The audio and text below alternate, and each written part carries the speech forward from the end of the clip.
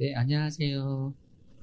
네, 부산 IBF 가족 여러분 너무 반갑습니다. 우리 유희 간사님 잘 소개해 주셨는데요. 저도 부산 IBF 출신입니다. 동아대학교 졸업했고요. 네, 아, 지금은 있는지 모르겠는데 옛날에 회계학과, 네, 지금은 경영학부라고 합니까? 네, 동아대학교 회계학과 졸업하고 동아대 IBF 간사를 제가 7년을 했습니다.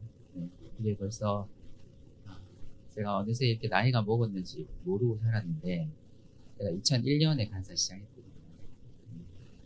2001년생 있죠? 네, 2001년에 제가 간사 시작해서 벌써 그게 지금 22년이 됐네요. 그죠?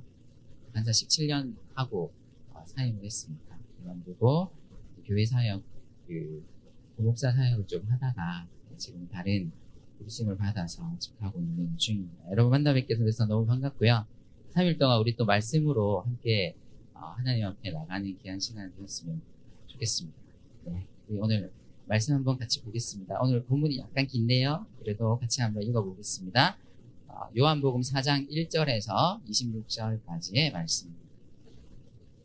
요한복음 4장 1절에서 26절까지의 말씀이고요. 여러분 나눠드린 여기 다 있더라고요. 그죠? 네. 한 절씩 저와 여러분이 좀 길지만 한 절씩 번갈아 가면서 읽도록 하겠습니다. 제가 1절 읽고 여러분이 짝수절 읽으시겠습니다. 먼저 읽을게요. 예수께서 제자를 삼고 세례를 베푸시는 것이 요한보다 많다 하는 말을 바리새인들이 들은 줄을 주께서 아신지라.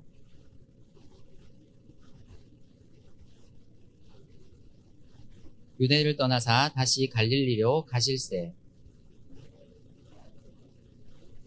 사마리아에 있는 수가라 하는 동네에 이르시니 야곱이 그 아들 요셉에게 준 땅이 가깝고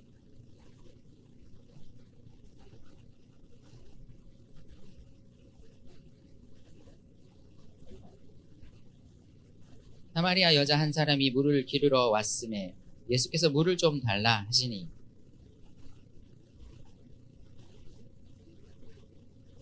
사마리아 여자가 이르되 당신은 유대인으로서 어찌하여 사마리아 여자인 나에게 물을 달라 하나이까 하니 이는 유대인이 사마리아인과 상종하지 아니함이로라.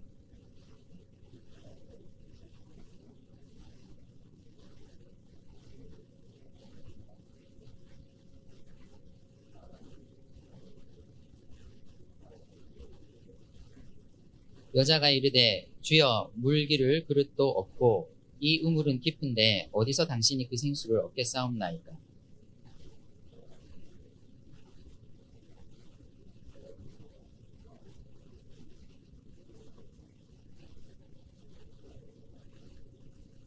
예수께서 대답하여 이르시되 이 물을 마시는 자마다 다시 목마르려니와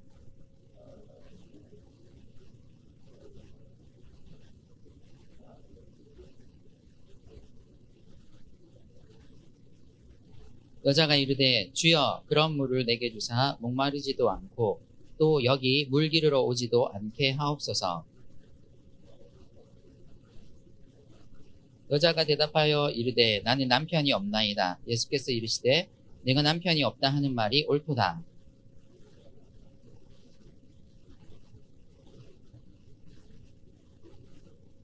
여자가 이르되 주여 내가 보니 선지자로소이다.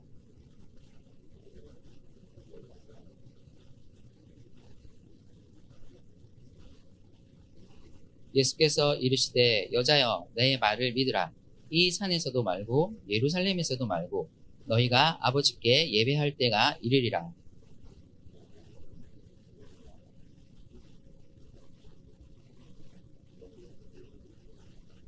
아버지께 참되게 예배하는 자들은 영과 진리로 예배할 때가 오나니 곧 이때라. 아버지께서는 자기에게 이렇게 예배하는 자들을 찾으시느니라.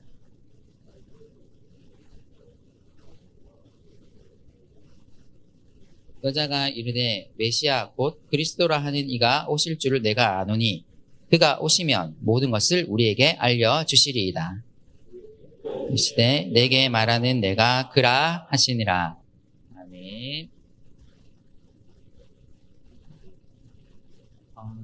예수님을 믿는다는 것은 무엇일지 한 번씩 생각해 보게 됩니다. 우리가 예수님을 믿으면 당연히 이래야 된다라는 그림을 한 번씩 그려볼 때가 있는데요. 누군가 여러분에게 정말 예수님 믿으세요? 이렇게 묻는다라면 일단 맨 처음에는 왜 묻지? 할 겁니다. 내가 그리스도인처럼 안 보이나? 내가 그리스도인답게 안 보이나? 이런 생각을 하게 될 것입니다. 그래 우리는 당신은 참된 그리스도인입니까? 그리스도인 맞습니까? 라는 질문을 받으면 사실 죄책감으로 먼저 받아들이거든요. 내가 잘 못 살고 있나? 내가 잘 못하고 있나? 우리는 예수님을 믿는다는 것을 주로 내 개인의 변화로 인식할 때가 되게 많습니다. 예수 믿으면 내가 변해야 된다는 생각이 강하게 있어요. 그죠? 제가 물을게요. 여러분 예수님 믿으면 내가 변해야 됩니까? 안 변해도 됩니까? 변해야 됩니까? 안 변해도 됩니까? 변해야 되잖아요. 그죠? 맞는 말이에요. 예수 믿으면 내가 변해야 되잖아요. 그죠? 근데 사실 복음은 거기에 갇히는 것이 사실 저는 아니라고 생각하거든요. 우리는 의뢰이 예수 믿는 것을 나의 변화와 연결지어서 이렇게 주로 이야기하지만 제가 생각할 때는 예수님을 믿는다는 것의 가장 큰 의미는 우리가 이제 새로운 질서 안으로 들어왔다라는 것을 인식하는 것이라고 생각합니다. 복음이라는 말 우리가 자주 하잖아요. 그죠? 네, 복음이 영어로 하면은 뭔가요? 어떤 단어인가요? 복음이? 가스펠. 그죠? 또 어떤 뜻인지 아세요? 복음이? 한자로 하면은 무슨 복자, 무슨 음자입니까? 뭐 복되다 할 때 그 복자일 거고, 음은 소리, 소식, 그 음자겠죠. 그러면 쉽게 말하면 뭐 복된 소식, 또는 뭐 기쁜 소식, 흔히 우리가 이렇게 이야기하잖아요. 그죠? 근데 이 복음이라는 단어는 원래 헬라어에서 왔거든요.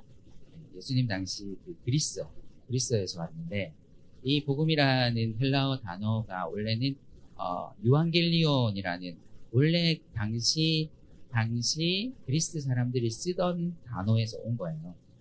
근데 복음이라는 단어를 특별히 그 단어를 차용해서 쓴 거거든요. 유앙겔리온이 근데 어떤 뜻이냐면요.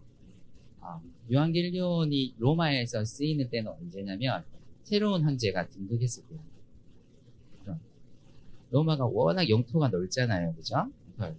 그러면 새로운 황제가 세워질 때마다 그 소식을 로마 제국 전역으로 전하고 다니는 전령들이 있어요. 전령들이 있는데 그 전령들이 로마의 도로가 워낙 잘 닦여 있으니까 그죠? 그 도로를 따라서 막 말을 타고 달리면서 사람이 있는 곳에 이르르면 유앙겔리온 하고 외칩니다. 유앙겔리온 하고 외쳐요. 새로운 황제가 등극했다는 거예요. 근데 고대 시대잖아요. 예수님 당시면 1세기니까 그죠? 1세기에 새로운 황제가 등장했다는 게 식민 지배를 받는 또는 로마 제국의 시민인 자들에게는 새로운 황제가 이제 새로 세워졌다라는 소식은 어떤 의미를 가지고 있었을 것 같아요? 단순히 기쁜 소식이라기보다는 어떤 의미를 가지고 있었을 것 같아요? 황제가 그 시대에는 어떤 존재입니까? 황제. 그야말로 지금의 대통령하고 비길 바가 아니죠. 그야말로 어떤 존재입니까? 절대적인 권력을 가진 존재잖아요. 그죠? 그럼 황제가 바뀌었다라고 할 때 사람들이 어떤 생각을 하겠어요?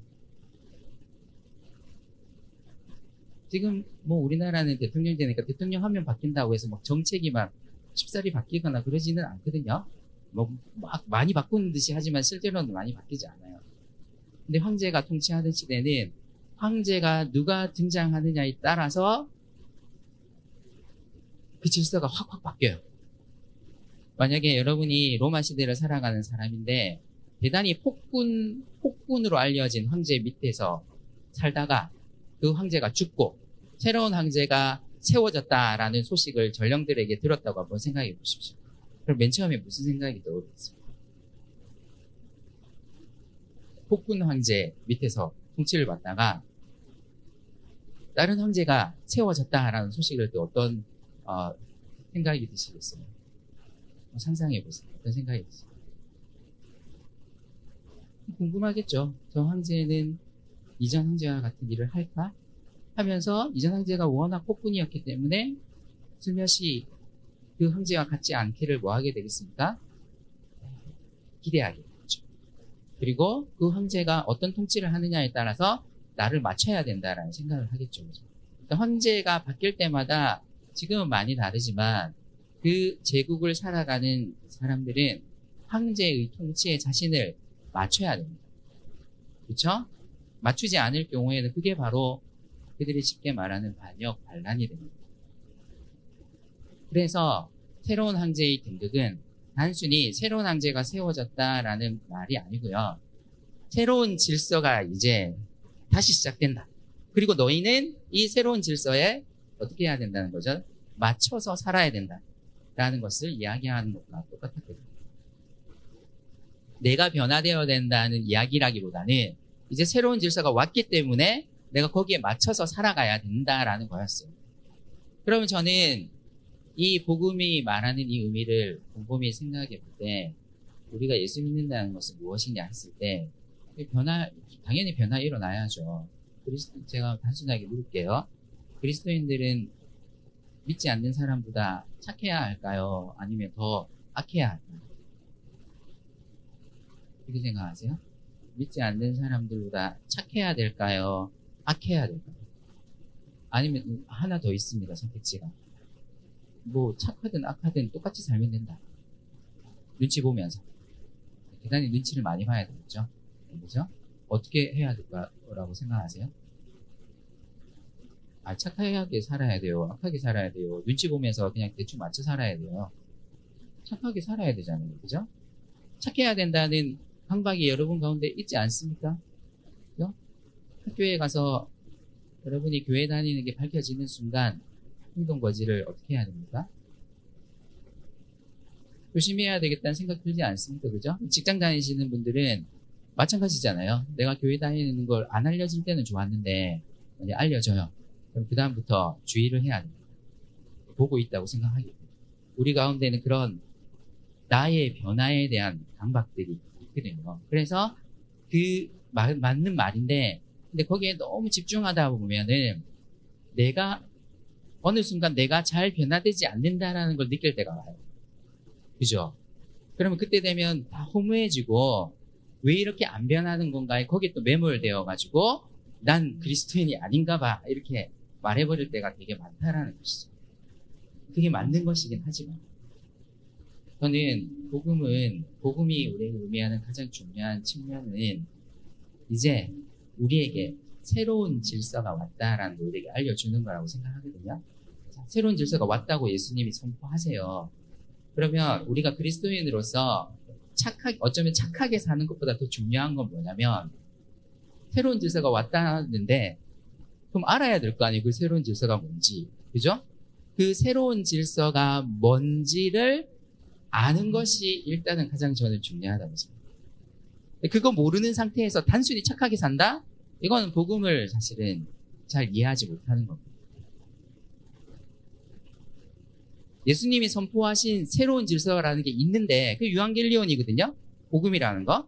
그럼 그 새로운 질서가 뭔지를 알아야 됩니다. 그걸 알아가는 과정이 우리 믿음의 과정이라는 거예요. 오늘 이야기가 저는 이것을 우리에게 너무나 잘 알려주는 이야기라고 생각합니다. 오늘은 정말 어울릴 수 없는 두 부류의 사람이 서로 대화하는 장면이 나와요. 요한복음에는요, 크게 예수님이 한 개인과 대화하는 장면이 크게 두 군데가 나오거든요. 두 번이 나오는데, 한 번은 니고데모라는 사람과 대화하는 장면이 있습니다. 근데 이 니고데모는 어떤 사람이냐면요, 유대인이에요. 뼛속 깊이 유대인이에요. 그래서 예수님이 이 뼛속 깊이 유대인인 니고데모와 대화하는 것은 그냥 자연스러운 일입니다. 그리고 그 대화가 끝나고 난 다음에 오늘 두 번째 대화가 등장하는데, 근데 이 두 번째 대화의 상대방은 누구냐면요, 사마리아 여자입니다. 이스라엘 역사를 좀 아셔야 되는데요. 오늘 본문에도 분명히 나오죠. 4장 저기 한번 보실래요? 4장 9절 한번 보시겠어요? 4장 9절에 보면 이 사마리아 여자가 예수님께 어떻게 반응하냐면 구절 한번 같이 한번 읽어볼까요? 구절 시작.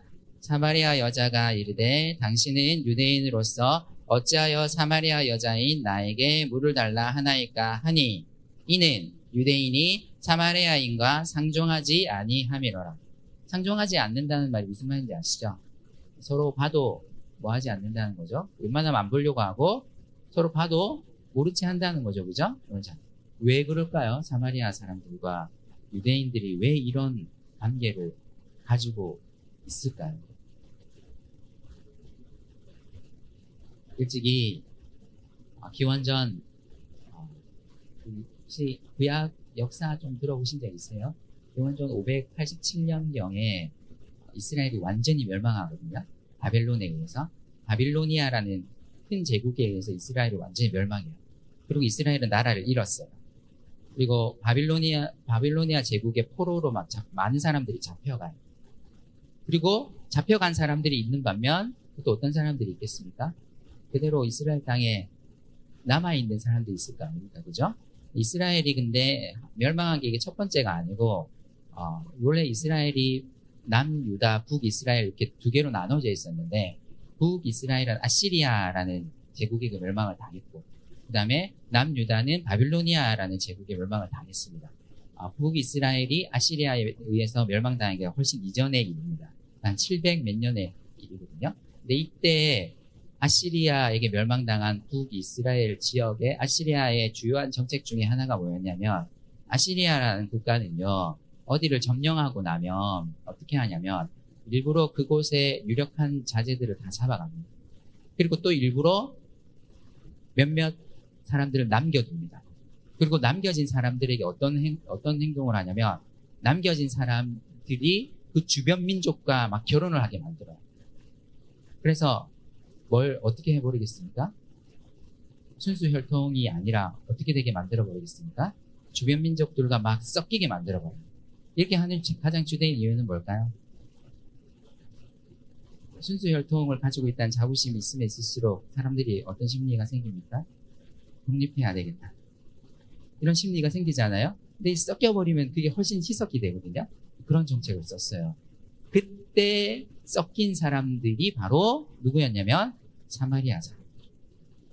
그런데 이 잡혀간 사람들이 또 있었다고 그랬잖아요. 근데 잡혀간 사람들은 비교적 자신의 혈통을 잘 유지했어요. 그리고 나서 바벨론이라는 제국이 등장하면서 그 다음에 또 페르시아가 등장하는데, 이 페르시아 제국이 등장하면서 페르시아는 되게 유화 정책을 써가지고요, 포로로 잡았던 민족들을 다시 자기들 땅에 돌아가도록 허용을 해줘요. 그래서 그때 페르시아 제국 때 유대인들이 다시 지금의 이스라엘 땅으로 돌아왔거든요. 근데 잡혀갔다가 돌아온 사람들은 비교적 어떤 사람들이었다고요? 혈통을 잘 유지한 사람들이에요. 근데 이 사람들이 돌아와서 보니까 그 땅에 살고 있는 사람들이 있는데, 이 사람들은 이미 어떻게 되어 있는 상태예요? 서로 막 피가 섞여 있는 상태. 그 사람들이 볼 때는 유대인이라고도 말할 수도 없는 상태예요. 그래서 경멸하기 시작했어요. 그리고 그때부터 예루살렘 성전을 재건하기 시작하는데, 유대인들이 사마리아인들도 성전 재건하는데 참여하고 싶었어요. 그래서 당시에 구약에 보면 스룹바벨이라는 사람이 나오는데, 이 스룹바벨이라는 사람에게 찾아가서 우리도 성전 재건, 하나님의 성전을 같이 재건할 수 있도록 해주십시오 했는데, 스룹바벨이 너희 안 돼. 너희 같은 답종 사마리아인들은 하나님의 성전을 짓는데 참여할 수 없어 하고 쫓아내버렸어요. 그래서 이 사마리아인들이 열을 받아가지고 성전 건축을 계속 방해해요. 그리고 예루살렘 성벽을 건축하는 것도 계속 방해해요. 그 이야기가 구약의 에스라 느헤미야 이야기거든요. 계속 방해해요. 셈이 나가지고. 원래는 자기들도 같이 하고 싶었는데 쫓겨나니까 너무 화가 나서 방해하기 시작해요. 그러다가 마침내 어떤 데까지 가냐면, 아예 세겜이라는, 오늘 본문에도 나와요. 세겜의 그리심산이라는 곳이 있는데요. 거기에다가 자기들만의 성전을 만들어버렸어요. BC 400년경에 만들어버렸어요.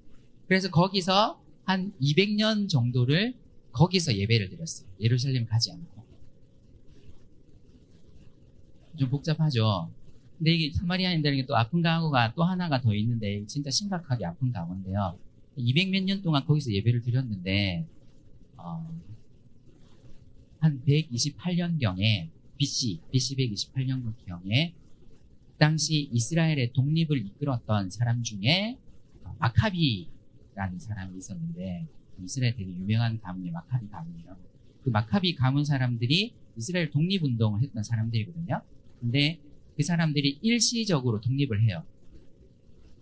일시적으로 독립을 하거든요. 일시적으로 독립을 하는 그 기간 동안 이 사마리아의 그리심산으로 쳐들어가가지고 이 그리심산에 있는 성전을, 사마리아 성전을 완전히 파괴해버려요. 그게 128년이었어요, 기원전. 예수님이 언제 오셨는지 아시죠? 예수님이 BC 4년경 정도에 왔다라고 추정을 하잖아요. 그죠? 그럼 한 몇 년 정도 흐른 겁니까? 자기들의 성전이 유대인들에 의해서 완전히 파괴된 게 100년 정도가 흘렀을 때. 그러면 여러분 같으면 유대인에 대한 사마리아 사람들의 감정이 어땠을 것 같으세요? 자기들 성전도 못 짓게 만들더니 또 자기들이 지어놓은 성전을 이 사람들이 완전 파괴해버린 사람들. 어떤 감정이 들었을 것 같으세요? 엄청 증오했겠죠. 그죠? 그 유대인들은 사마리아인들 어떻게 생각했어요? 피가 막 섞여버린 유대인들이 생각할 때 유대인들의 표현대로는 완전 잡종들이잖아요. 그럼 유대인들의 입장에서도 이 사람들을 어떻게 생각했겠어요? 완전 증오했겠죠. 그렇죠? 지리상으로 보면 예수님이 주로 사역하셨던 갈릴리가 이스라엘 북쪽에 있고 예루살렘이 이스라엘 남쪽에 있어요. 그 중간에 딱 버티고 있는 땅이 사마리아 땅이에요.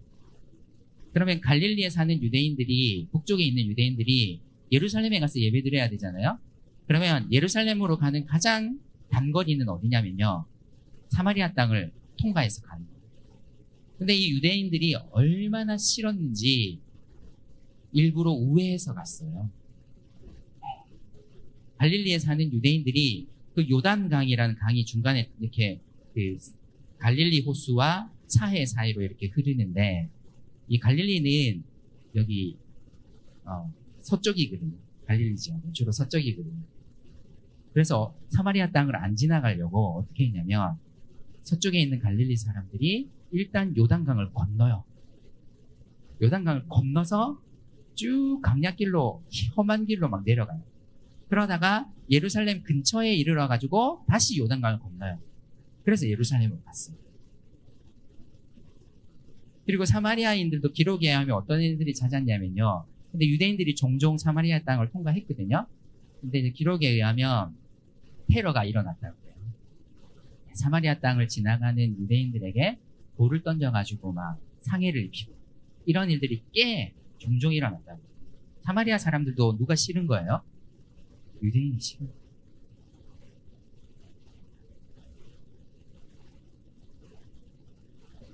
유대인들만 사마리아 사람들 싫어한 게 아니라요, 사마리아 사람들도 유대인 싫어했어요. 그래서 오늘 이 대화는 너무나 충격적인 대화입니다.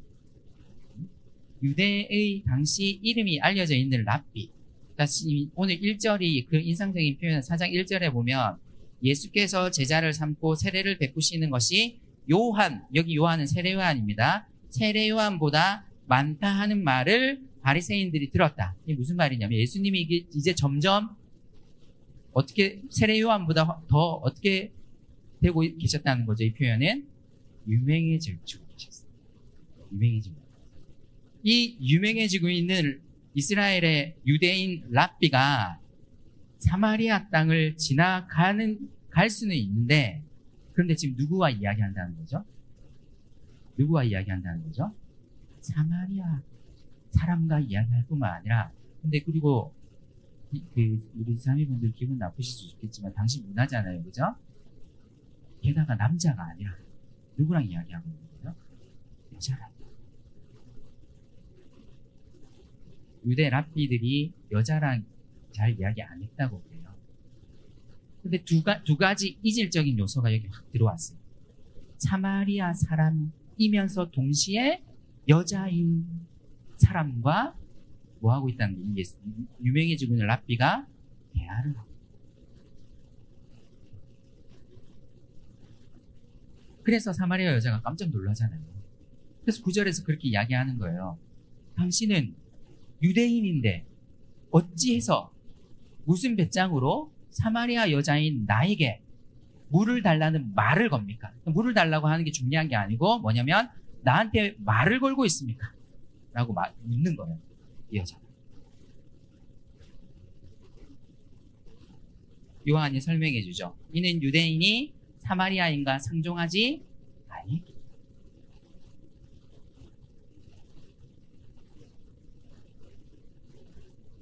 이 여자에게는 하나의 틀이 딱 자리 잡고 있었습니다.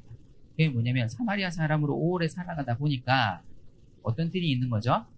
유대인과 사마리아인은 서로 뭐 하면 안 된다? 말하면 된다. 그죠? 유대인들에게도 반대로 이 틀이 있었겠죠? 그죠? 근데 예수님이 오늘 놀랍게도 이걸 어떻게 하고 계십니까? 틀을 깨고 계세요. 유대인들에게도 강력한 틀이었어요, 이것은. 사마리아 사람들과 상종하지 않는 것이 그들의 강력한 틀이었어요. 사마리아 사람들도 유대인들과는 상종하지 않는 게 그들의 강력한 틀이었어요. 모든 사람은 그 틀에서 움직이기 마련이잖아요. 그죠? 여러분, 복음 전도하라고 할 때, 복음 전도에 대한 여러분 생각들이 다 있을 거예요. 우리가 곰곰이 우리의 행동을 보다 보면요, 틀에 따라서 막 움직이거든요. 내가 만들어 놓은 틀 있잖아요. 그 틀에 따라서 막 움직여요. 노방전도 혹시 나가본 적 있으세요? 저는 제 학생 때는 그래도 노방전도 많이 알겠더라도 꽤 다녔어요. 학교에 나가면 처음에 선배들하고 이렇게 노방전도 나가면 제 틀은 그거예요. 무섭게 생긴 사람은 가지 말자. 무섭게 생겼기 때문에 저 사람은 예수 안 믿을 거야. 내가 말해봤지. 그래서 무섭게 생긴 사람한테는 제가 안 가는 틀이 있었어요. 내비게이터에서 나오는 뭐 브릿지 이런 거 혹시 들어보셨는지 모르겠는데 전도지거든요. 그거 가지고 가면 무섭게 생긴 사람한테는 접근을 안 했어요. 제 생각에는 무슨 생각이 있어요? 저 사람은 예수 안 믿을 거야.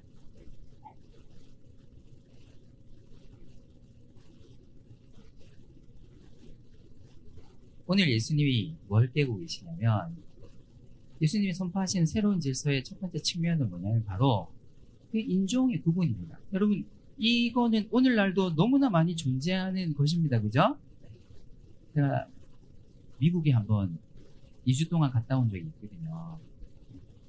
시카고 갔다 왔는데요. 시카고 가서 그때 유명했던 그 빌 하이벨스 목사님, 지금은 성추문이 일어나가지고 지금은 완전 아웃이 되셨는데, 그때는 제가 그때 미국 갔을 때 그 교회가 되게 유명했거든요. 윌로우 크릭 교회라고 있는데 거기 한번 구경하고 싶어가지고 미국 지하철을 탔거든요. 미국 지하철 한번 탔는데 우리나라 지하철하고 달라요. 탔는데 대기는 없고 지하철에 흑인들과 유색인종들만 가득해요. 타는 순간 제가 겁을 먹었어요. 와, 근데 흑인들이 TV에서 보는 흑인들하고 좀 달라. 등발이 다 이따만해가지고 막 흑인들이 자리에 앉아 있는데 그 중에 한 명이 일어났어요. 자리가 비었어요. 그런데 거기 있던 흑인이 저보고 웃으면서 와서 앉으라고 이렇게 앉으라고 하죠. 근데 제가 어땠는지 아세요? 양옆에 이따만한 덩치 흑인이 딱 앉아 있으니까 겁이 나는 거예요. 그래서 제가 웃으면서 No thank you. No thank you.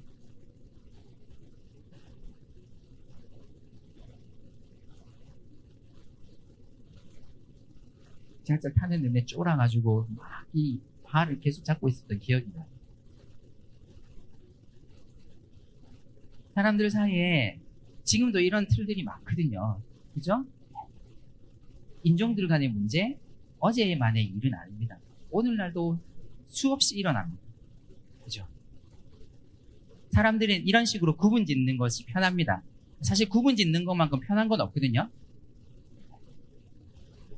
요즘 유행하는 MBTI, 생각해 보십시오. MBTI가 진짜 좋은 게 하나가 있어요. 왜냐하면 누가 ISTJ 하면 ISTJ에다 그 사람을 딱 가둬버리면 너무 편해져요. 쟤는 ISTJ야. 뭘 해도 ISTJ니까 그렇지. 아닌 것 같은데? 아닌 것 같은데도 ISTJ이기 때문에 그렇게 말하는 거야.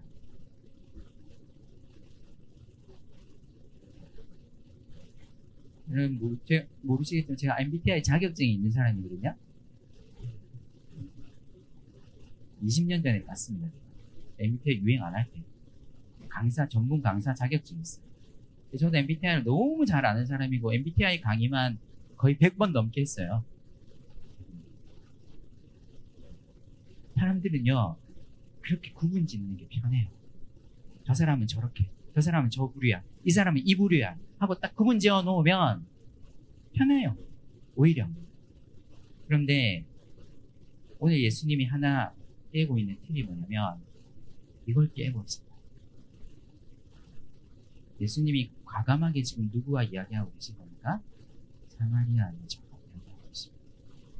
사마리아 여자가 못 받아들여요. 너무 놀랄만한 일입니다.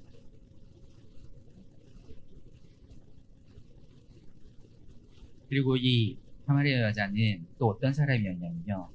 오늘 보십시오. 이야기가 되게 오늘 좀 재밌는 이야기인데요. 6절에 보시면 예수님이 이 우물 곁에 앉으신 그 시각이 나오는데 시간이 6절에 보시면 그때가 몇 시였다고 되어 있습니까? 6시죠. 이스라엘 시간으로 6시예요. 우리나라 시간으로 환산하면 언제냐면 정오가 언제인지 아시죠? 낮 12시. 가장 어떨 때예요? 해가 12시부터 2시까지가 해가 가장 짱짱하게 비칠 때잖아요. 이 사마리아 지역은 또 건조한 지역이었어요. 이 여자가 좀 이상한 게 있어요. 뭐냐면 어떤 사마리아 사람도 바보같이 정오에 해가 가장 쨍쨍한 이 더울 때 물길으로 나오지 않습니다. 대부분은 선선한 아침에 나오든지 아니면 또 온도가 내려가는 언제?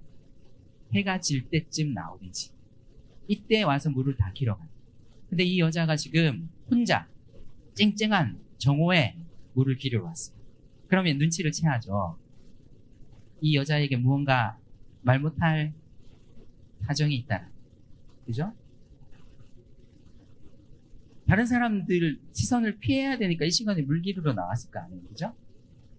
그리고 재밌습니다. 예수님이 10절에 보면 이렇게 말씀하시거든요. 내가 만일 하나님의 선물과 또 내게 물 좀 달라고 하는 이가 누구인지 알았더라면 너가 그에게 구하였을 것이고 그가 생수를 너에게 주었으리라 하잖아요. 그랬더니 여자가 그걸 진짜 물로 알아듣고는 당신이 우물기를 바가지도 없는데 어디서 물을 깃는단 말입니까? 하고 엉뚱하게 대답을 해요. 예수님 말은 그 말이 아닌데. 그렇죠? 그랬더니 대하고 오고 가다가 13절에 보면 예수님이 이 물을, 그러니까 이 우물을 마시는 자는 다시 목마를 것이다. 물 뜨면, 마시면 또 당연히 어떻게 해야 됩니까? 목마르니까 다시 물 기르러 가야 되잖아요. 그죠? 하지만 내가 주는 물을 마시는 자는 영원히 목마르지 아니할 것이다. 하니까 15절에 보니까 이 여자가 예수님의 말을 듣고는 뭐라고 탁 내뱉냐면요. 이렇게 말합니다. 여자가 이르되, 자, 우리 같이 읽어볼까요? 15절. 자, 시작. 여자가 이르되 주여 그런 물을 내게 주사 목마르지도 않고 또 여기 물 기르러 오지도 않게 하옵소서. 여자의 어떤 마음이 여기서 드러나요. 지금 어떻게 하고 싶은 거예요? 여기에 웬만하면 뭐 하러 안 오고 싶은 거예요? 물 기르러 안 오고 싶은 거예요. 웬만하면 사람들을 안 마주치고 싶다는 거예요. 그만큼 자기가 무언가에 곤경을 당하고 있다는 거예요. 그게 뭔지가 이제 밝혀지는데 예수님이 전곡을 찌르시거든요. 가서 너 남편 데려와. 했더니 이 여자가 한참을 망설이다가 저 남편이 없습니다. 그랬더니 예수님이 꿰뚫어 보시면서 뭐라고 하시냐면 이 말이 맞다. 너에게 남편 5이 있었는데 지금 있는 자도 내 남편이 아니다. 여자가 깜짝 놀라죠. 당시 사마리아도 마찬가지예요. 사마리아 사람들도 이스라엘 율법을 엄청 엄격하게 지켰어요. 지켰는데 이스라엘 율법에 보면 어떤 규정이 있냐? 이혼이 이스라엘 율법에 허용이 돼요. 허용이 되는데 당시 율법에는 이혼을 3번까지 할 수 있도록 되어 있어요. 3번까지. 4번째 결혼부터는 법적으로 인정받을 수 없습니다. 지금 내 남편이 아니라는 예수님의 말에는 법적인 의미가 담겨 있어요. 지금 5번째 남자를 하고 이렇게 살고 있지만 법적으로 그 사람은 뭐가 될 수 없다는 거죠? 남편이 될 수 없다는 말이에요. 법적인 보호를 전혀 받지 못하는 여자예요. 이거 중요하거든요. 법적인 보호를 받느냐 안 받느냐에 따라서 되게 많이 달라져요. 이 여자는 법적인 보호를 받지 못하는 여자고요. 또 하나는 잘못 오해하시면 이 여자가 음란한 짓을 해가지고 이런 일에 처했다라고 보실 수 있는데 하나를 더 아셔야 되는데 당시 율법은요. 이혼은 오로지 남자만 청구할 수 있도록 되어 있었어요. 여자는 이혼을 청구하지 못합니다. 그러면 다르게 보면 이 여자는 대단히 불쌍한 여자예요. 무려 4명의 남자로부터 사실은 버림을 받아요.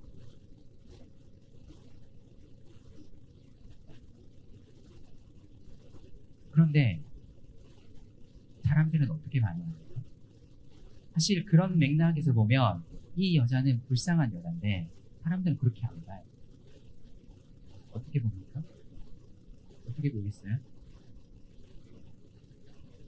저거 분명히 무슨 문제가 있어요. 이런 따가운 시선을 받으면서 살아왔던 여자예요. 그러니까 사람들이 물기르러 나오는 시간에 물기르러 나오지 않고 언제 나오고 있다는 거죠? 쨍쨍한 사람들이 없는 시간에 물기르러 나와가지고 얼마나 두리번거렸겠어요. 누구 오나 안 오나 살펴보고 마음속에 소원이 하나 있다라면 계속 먹을 수 있는 물이 있어서 다시는 내가 여기 물기르러 안 왔으면 좋겠다. 지긋지긋하다.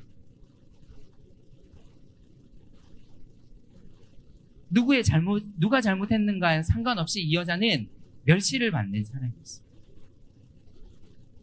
오늘 본문이 명확하게 이야기해주지 않기 때문에 여러 가지 가능성이 있지만 이런 율법의 갈래를 볼 때 이 여자는 오히려 무차별적으로 버림받은 여자입니다.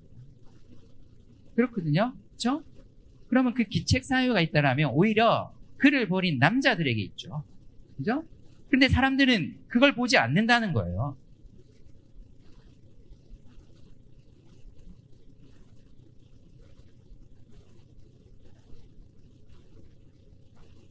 그런데 그 여자에게 오늘 예수님이 뭐라고 하시냐면 내가 너에게 영원히 목마르지 않는 물을 주겠다. 내가 주겠다. 그 누구도 물을 주지 않는데 자기에게 예수님이 뭐라고 선언하시는 거죠? 내가 너에게 물을 주겠다.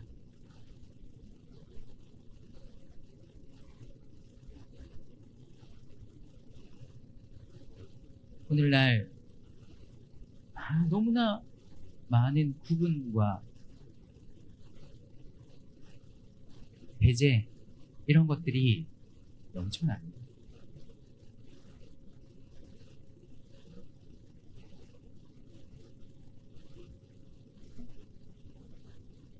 누군가의 사정을 잘 살피지는 않아요. 우리는 그냥 눈에 보이는 대로 판단할 뿐이에요. 그 사람이 어떤 삶을 살아왔는지 어떤 고통을 당해오면서 살아왔는지에는 관심이 없어요. 사실 우리는. 세상은 우리를 다른 걸로 평가할 뿐입니다. 그죠? 이게 세상의 냉혹한 현실이에요. 그렇지 않습니까, 여러분? 여러분 IMF 열심히 하면 어떻게 되는지 아세요? IMF 열심히 하면 어떻게 되는지 아세요?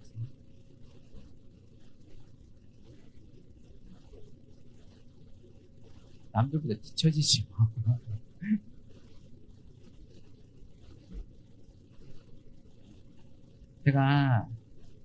저는 진짜 열심히 했어요. 학생 때. 대표하려고, IMF 대표하려고 1년 휴학도 하고 그랬어요. 그때는 그게 유행이었어요. 대표되면 1년 휴학하는 게. 지금은 아니지만, 대표되면 무조건 휴학하는 게 일종의 유행이었거든요. 엄청 열심히 했습니다. 과 활동보다 IBF를 더 열심히 했죠. 과 친구들 몇 명 없었어요. 솔직히. 오늘 IBF 동아리방에 들어와 앉아있습니다. 근데 항상 죄책감을 가지고 살았어요. 근데 IBF 오면 막 총체적인 복음 이러면서 막 그래도 과 친구가 있어야 된다 막 이야기하는데 나는 과 친구도 없고 몇 명 없고 아예 없는 건 아니지만 몇 명 없고 IBF 대표가 다 해야 되고 IBF 너무 기준이 높아요. 공부도 잘해야 되고 친구도 많이 사귀어야 되고 비그리스도인들 친구도 있어야 되고 어떻게 다 잘합니까 사람이? 그죠? IBF 대표 뭐 지금은 아닐지 모르지만 IBF 대표 하다 보면 당시에는 친구 잃는 게 당연지사였어요. 친구가 다 떠나가요. 뭘 가야지. IBF만 오는데 거기를 가야지 친구가 있죠. 그죠? 그래서 항상 대표를 하면서도 죄책감이 난 왜 이렇게 비그리스도의 친구가 없을까?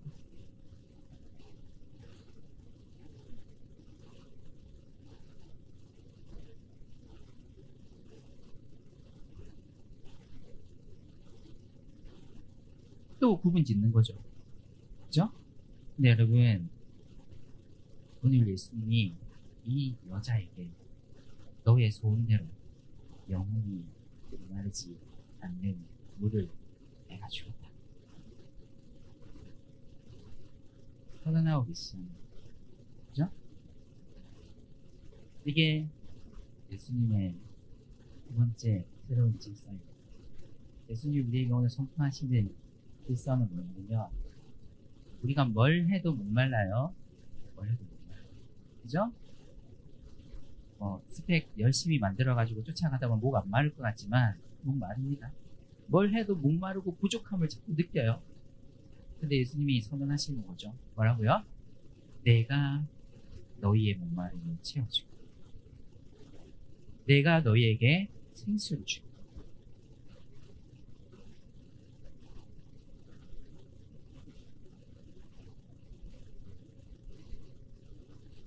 마지막 세 번째입니다.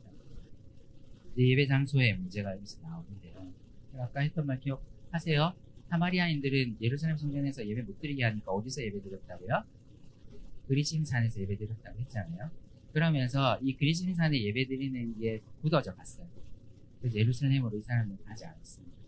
근데 이 그리심산에서 예배 드리기 위해서는 사마리아인과 이 유대인들이 이게 많이 달랐는데요. 사실 구약을 보면은요, 예루살렘에서 예배드리라는 언급은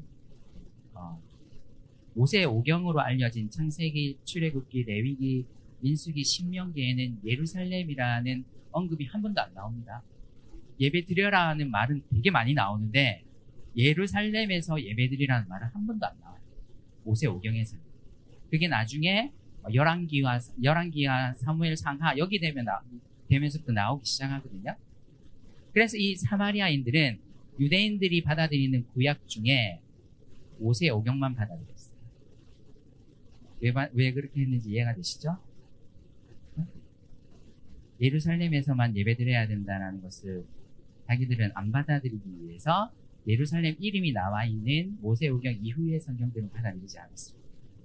모세오경만 받아들였고요. 모세오경 중에서도 이 사람들이 제일 중요하게 여기는 인물은 누구였냐면 야곱이라는 인물인데 창세기에 보면요. 이 야곱이 이 그리심산으로 불려지는 이 세겜에다가 제단을 쌓고 하나님을 예배하는 장면이 나와요. 그래서 이 사람들은 야곱을 제일 중요하게 생각했어요. 성경의 모든 인물 중. 왜? 그리심산에 예배 드리도록 하는 자기들의 주장을 가장 잘 근거로 뒷받침해주는 사람이 누구였기 때문이었겠어요? 야곱이요.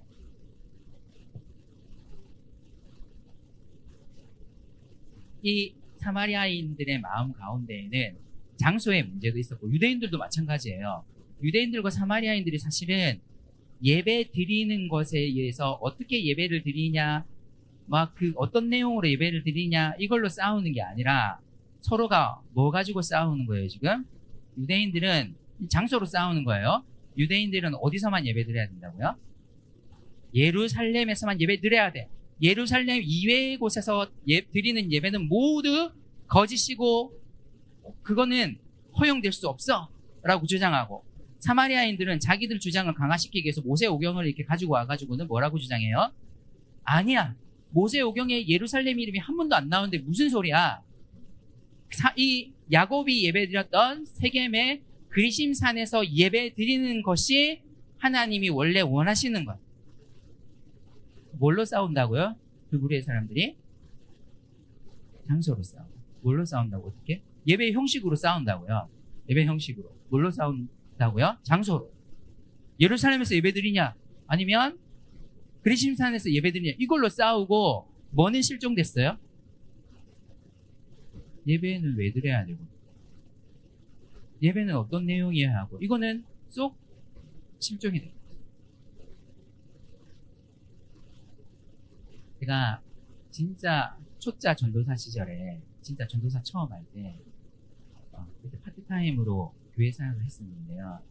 저희 목사님이 휴가를 가시면서, 여름 휴가를 가시면서, 제가 작은 교회라서 전도사가, 목사님, 담임 목사님하고 저밖에 없었어요. 전도사 한 명. 저한테, 정전도사, 일주일 동안 새벽 기도 좀 해줘. 이러고 가셨어요. 호련히. 제가 그때 초짜 전도사니까 진짜 완전 처음으로 새벽 기도를 처음 인도했어요. 그 전날 잠도 안 오고 어떻게 하는지 덜덜덜 떨리면서 순서를 막, 목사님 순서 어떻게 하더라. 잠 한숨도 못 자고 나가가지고 딱 섰는데, 목사님 휴가가 가니까 성도들이 새벽 기도 안 왔어. 한 네다섯 분 앉아 있어요. 목사님, 담임 목사님 오면 또 많이 오는데, 담임 목사님 없다고, 이제 성도들 입장에서 아싸, 담임 목사님 없다 이러면서 이제 했겠죠. 그죠?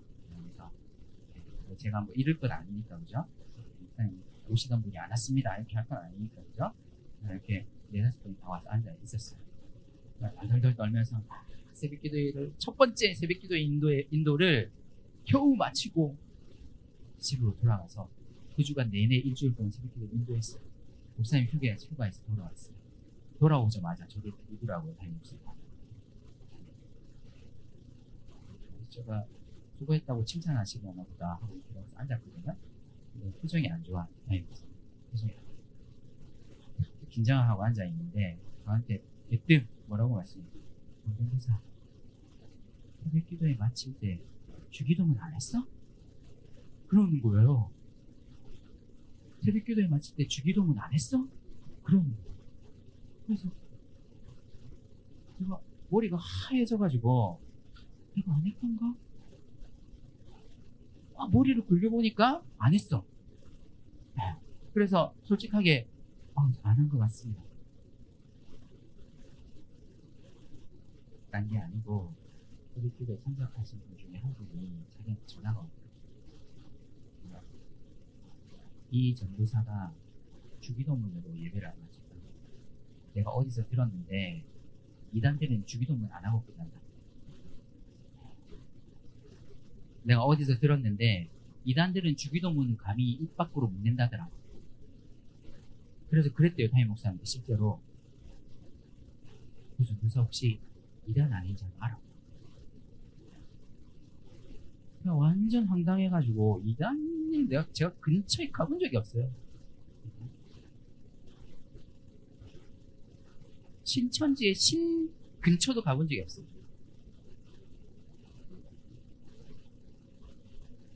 너무 황당해가지고 혼나고 집집으로 들어왔는데 분통이 터지더라고요. 일주일 동안 열심히 새벽기도 인도했더니 주기도문 안 하고 마쳤다고.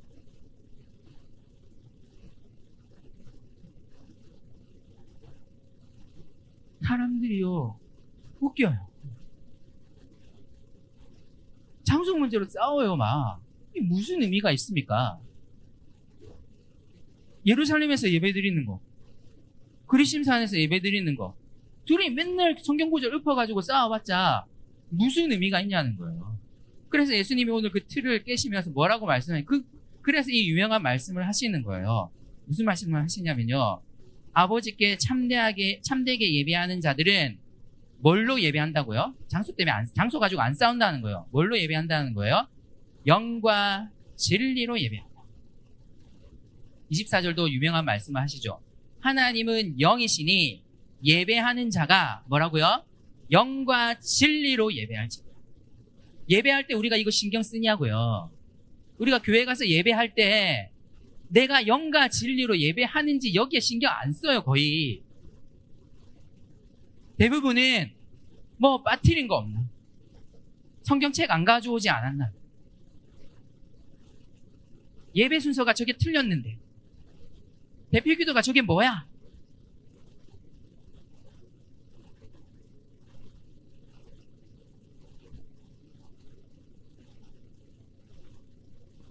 예수님이 말씀하시잖아요.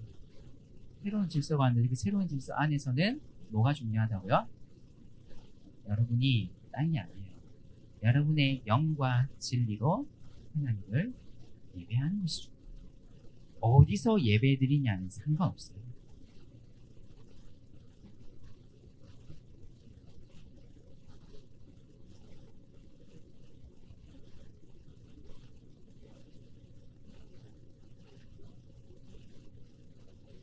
이 세 가지 틀. 네. 예수님은 지금 새로운 질서 전파하고 계십니다. 그리고 어떤 질서 안에 들어와 있다는 걸 아셔야 된다는 거죠. 우리에게 이제 인종 구분, 막 MBTI 구분, 네, 이 남을 이해하기 위해, 서로를 이해하기 위해서 잠깐 구분할 수 있어요. 근데 그걸로 사람을 어떻게 할 수 없다고요? 함부로 평가하면 안 되는 거죠. 오늘 교회에 가서 MBTI 강의를 했더니 어떤 자매가 쫓아나와요. 목사님 너무 재밌어요. 자매 ENFP죠? 네 맞아요. 네. 딱 보면 보이잖아 ENFP. 오버하면서. 그래서 저한테 해맑게 목사님은 뭐예요? 제가 저요? 웃으면서 무섭게 안 말했어요. 저는 웃으면서 저는 INTP예요 그랬거든요. 표정이 싹 바뀌면서 저랑 NT랑 안 맞던데 쌩 하고 가버려.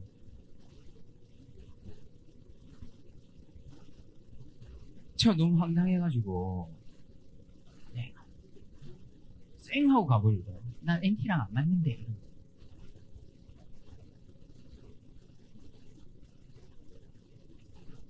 그렇게 구분하면은 좋죠. 편하죠. 딱 명확하게 생기잖아요. 사귈 사람 안 사귈 사람 편하니까. 그죠? 세상 살아갈 때도 마찬가지입니다. 여러분이 앞으로 직장 생활 할 때도 내가 친하게 지낼 사람 안 지내 그분 짓고 나면 편하긴 편해요. 세상이 말하는 것처럼 학벌로 이렇게 사람들을 줄 세워서 구분 지어 놓으면 편해요. 사실 누구를 써야 할지는 명확하게 보여요. 그렇죠? 그만큼 좋은 게 어디 있어요. 딱 스카이부터 시작해서 서성한, 중경, 외시 이렇게 탁 구분 지어 놓으면 부산에 있는 학교는 하나도 없네. 아쉽게. 그죠? 스카이 다음에 서성한, 중경, 외시 이렇게 딱 구분 지어 놓으면 편하긴 편해요. 누구를 써야 될지가 명확하게 보이니까. 그죠? 하지만 그것은 예수님이 선포하시는 질서가 새로운 질서입니다. 우리가 새로운 질서 안에 들어왔다는 것, 이 질서를 우리가 거부해야 된다는 의미예요. 오늘날 우리나라는 또 심각한 질병이 어른들은 정치적인 좌판이 우판이 하면서 정치적인 것으로 사람들을 막 구분지어요. 편하긴 편해요. 하지만 그리스도인들은 이것을 거부해야 됩니다.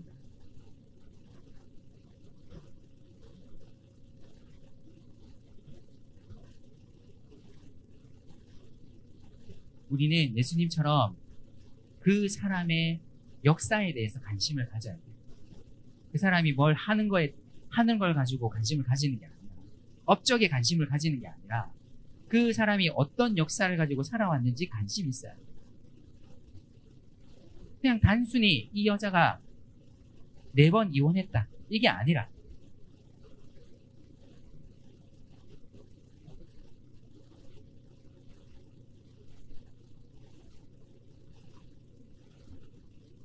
우리의 신앙생활이란 것은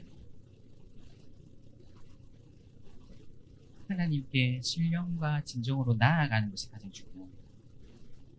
그것 외에 어디서 예배를 드리고 예배 순서가 물론 제가 오해하지는 마세요. 예배 순서가 전혀 중요하지 않다는 말이 절대로 아닙니다. 하지만 가장 우선시 되어야 할 것은 뭐라는 거죠? 신령과 진정한 마음. 1년 52주 예배 드리면서 여러분 솔직히 한번 탁 까놓고 한번 생각해 보세요. 1년 52주 IBF 와서도 뭐 모임하고 이러면서 신령과 진정 내가 생각할 때 나는 나를 알잖아요. 그죠? 내가 생각할 때 신령과 진정으로 하나님께 나아가는 도대체 얼마 정도 될까요?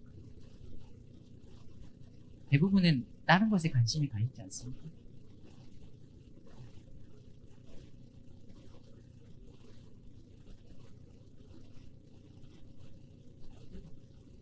이렇게 말했더니 25절, 26절 마지막에 여자가 이렇게 말했어요. 아휴, 저는 모르겠고요, 선생님. 메시아, 뭐 우리 사마리아 사람들이 이야기하기로 메시아 그리스도라는 사람이 있는데 저는 잘 모르겠고 그 사람이 오면 다 알려줄 거라고 하더라고요. 그러니까 지금 예수님의 초청을 계속 거부하고 있는 거예요, 사마리아 여자가. 그죠? 모르겠어요. 예수님이 마지막으로 26절에서 선언합니다. 예수께서 이르시되 내게 말하는 내가 바로 그다. 무슨 말인지 아세요? 이 여자는요, 예수님의 계속되는 초청을 계속 거부하려고 하고 있고, 그래서 모르겠고 메시아가 오면 다 알려주시겠죠 하거든요. 마치 우리와 같습니다. 하나님이 정말 나를 사랑하실까요? 의심이 생길 때가 있어요. 우리가 가장 흔하게 쉽게 내릴 수 있는 레스토랑은 답은 뭐냐면 몰라, 복잡해, 머리 아파. 주님 나중에 오시면 뭐 알게 하겠지. 밀어요 뒤로. 모르겠어. 신앙의 분기점이 올 때 우리 자꾸 미루거든요. 근데 아셔야 됩니다. 오늘 예수님이 26절에서 내가 말하는 바로 그라라고 말씀하시는 거는요, 너에게 정말 새 질서를 가지고 온 그가 바로 나고, 그리고 바로 지금 그게 시작됐다. 그 말씀을 하시는 거예요. 지금 바로 그 질서가 시작됩니다. 우리가 그리스도인이 되는 순간 예수님이 선포하시는 그 질서가 시작된 겁니다. 미루지 말라는 거예요.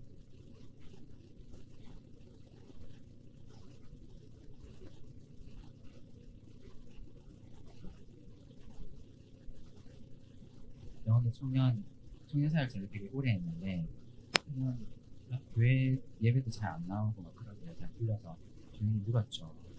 예배인들 좀 와서 참여하면 안 될까? 이름이 정 없으면 나랑 소연부도 한번 해보지 않을래?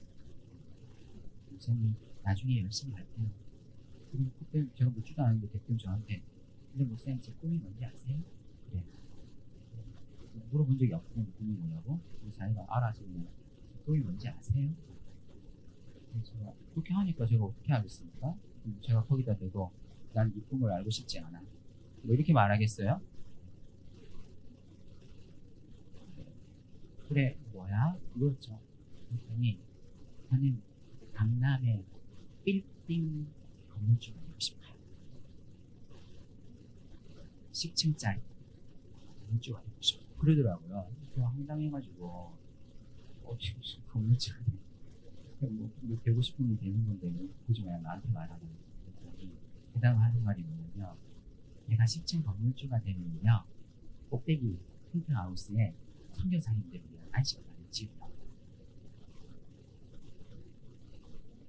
그래서 해외 선교 나가셔서 힘들어 하시는 분들 들어오면 잘 대접해드리고 잘 쉬게 해드리고 싶어요. 제가 직접적으로는 말은 못했지만 이렇게 속으로 이렇게 하고 있어요. 기분이 잘. 나중에 선교사님 안식당 만드는 게 중요한 게 아니고 지금이 중요해요. 예수님 새로운 질서가 나중에 오는 거라고 오해하지 마세요. 하나님 나라 여러분 IBP에서 배우셨죠? 이미 그러나 아직이라는 용어 혹시 들어보셨습니까? 하나님의 나라는 이미 어떻게 됐습니까? 이미 시작됐어. 이미 우리 안에서 시작됐어. 이미 우리에게 임했어요. 그러면 지금이에요. 지금 그 새로운 질서 안으로 들어오려고 해요.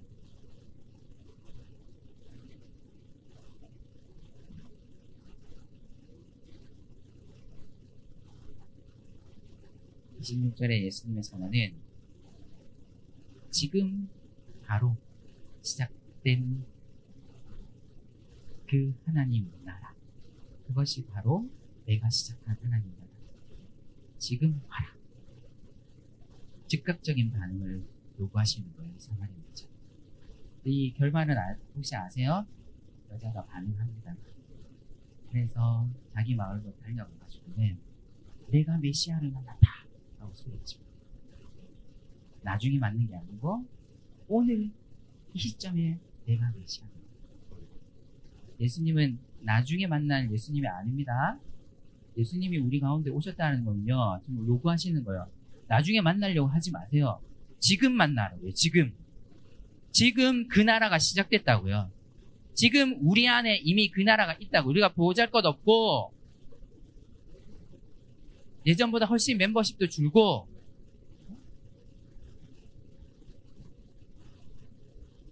제가 그 자랑 하나 할게요. 제가 그 동아리 아이프 간사할 때 멤버십 제일 많은 때였어요. 160명까지 치고 리더만 70명 있어요. 60명 70. 저도 인간인지라 어깨에 힘이 들어갔어요. 저는 그게 제가 하는 줄 알았어요. 그래서 제 스스로 집에 돌아가면 그 못한 웃음을 지면서 그래 내가 하니까 그렇지. 한 번씩 이렇게 했어요. 자주 하지는 않았어요. 한 번씩 좀 필요할 때. 네.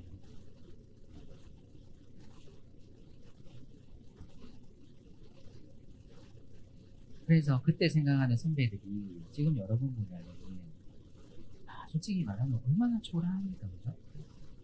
멤버도 별로 없고. 근데 아셔야 돼요. 하나님 나라는 이미 우리 안에 지금 시작했어요. 우리가 지금 멤버 없다고 해서 지금 막 불평하고 탓할 때가 아니라는 거예요. 이미 시작했어요.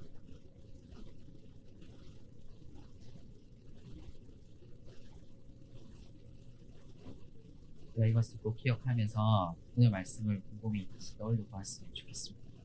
이미 여러분이 예수님을 믿는 순간 예수님이 선포하신 새로운 질서는 여러분에게 왔습니다. 이제 여러분이 해야 할 일은 그 질서 안에 나를 맞춰야 돼요. 자꾸 내 질서, 예전에 내가 해왔던 질서를 주장하지 마시고 맞춰야 돼요. 우리의 왕이 그분이십니다. 우리 함께 기도했으면 좋겠습니다. 기도할까요? 제가 기도하면서 오늘 이 사마리아 여자와 말씀하시는 예수님의 장면을 곰곰이 한번 머릿속에 한번 상상해 보십시오. 사마리아 여자도 놀라고 이 낯선 유대인 남자가 웬만하면 이야기 안 하는 사마리아 사람에게 찾아와가지고 말을 걸고 있습니다. 얼마나 충격을 먹었어요. 예수님이 예배 장소로 싸우는 이 유대인과 사마리아인들 가운데 서셔서 장소가 무슨 소용이냐, 영과 진리로 예배를 드리는 것이 하나님이 원하시는 예배다 라고 선언하고 계십니다. 성령 떠올려 보세요. 보시면서 이 예수님이 오늘 우리에게 오셔서 또 이렇게 말씀해 주십니다. 기도할 때 주님의 이 새로운 질서를 우리가 깨닫게 해주십시오. 우리가 이 새로운 질서 안에 이미 들어왔다라는 것을 알고 그 새로운 질서를 우리 삶의 질서로 받아들이도록 도와주십시오. 제 옛 질서들을 버리게 해주십시오. 주님의 질서를 받아들이게 해주십시오. 이렇게 한번 기도했으면 좋겠습니다. 기도하겠습니다.